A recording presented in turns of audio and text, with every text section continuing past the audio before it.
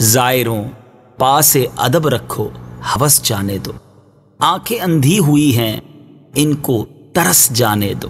پہلے ذرا مشکل الفاظ کے معنی لے لیتے ہیں۔ زائروں سے مراد اے زیارت کرنے والوں، پاس سے مراد یہاں لحاظ ہے، خیال رکھنا ہے، ہوس سے مراد شوق یا لالچ، اور ترس سے مراد یہاں ڈرنا ہے۔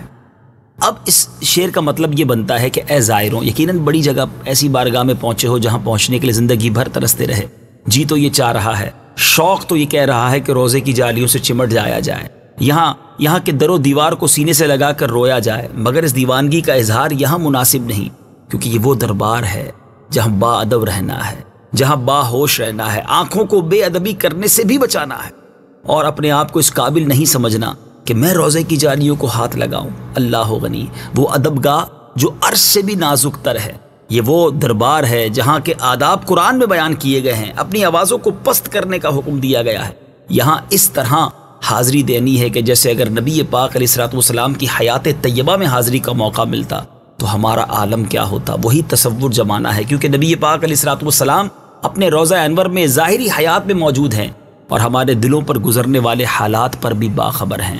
تو اے زائروں، اپنے پاس ادب رکھنا، اور آنکھیں تو بہت کچھ چاہ رہی ہیں مگر اپنے آپ کو قابو میں بھی رکھنا، ان کو بے شک یہ ترستی رہیں، یہ ترسنا اچھا ہے، کہیں ایسا نہ ہو کہ بے باکی ہو جائے۔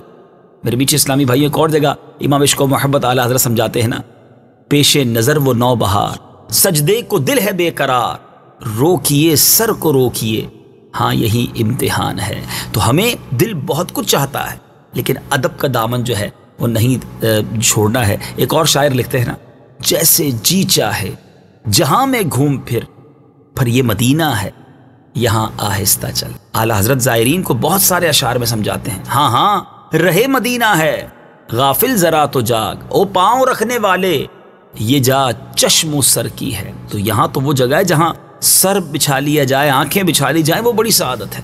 تو کیسے پاؤں رکھیں اور کیسے وہاں پر کوئی ایسا کام کر جائیں جو اس دربار کے منافی ہو، آداب کے منافی ہو۔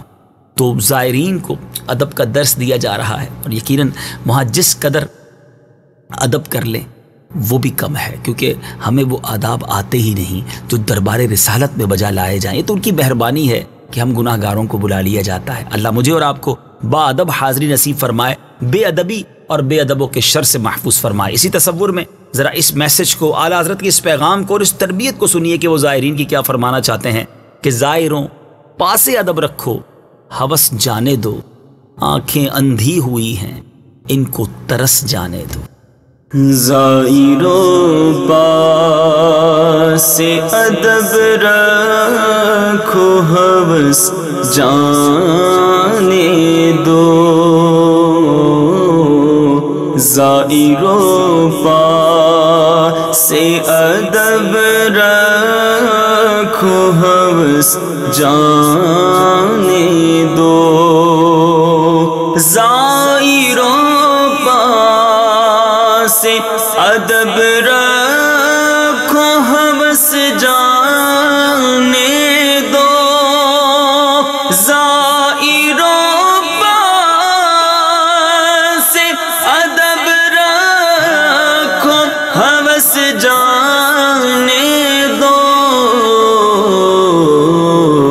آنکھیں اندھی ہوئی ہیں ان کو ترس جانے دو،